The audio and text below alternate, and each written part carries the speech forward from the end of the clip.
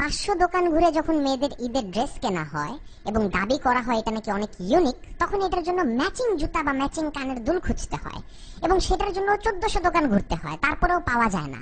এরকম সিচুয়েশনে যখন গার্লফ্রেন্ড তার বয়ফ্রেন্ডকে ফোন দেয়, তখন পুরুং পুরুং পুরুং পুরুং।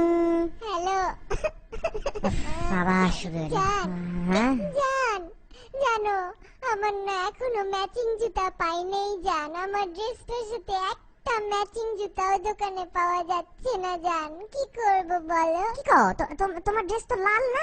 লাল কালারের কি একটা জুতাও পাওয়া যাইতেছে না দোকানে? সারা বাংলাদেশে নাই? লাল কালার তো অনেক আছে জান, কিন্তু একটা একটু বেশি লাল, একটা একটু কম লাল। কাপড়ের সাথে যায় না। আল্লাহ, আমার তো আবার কানের দুলও আছে, আমি কি করব?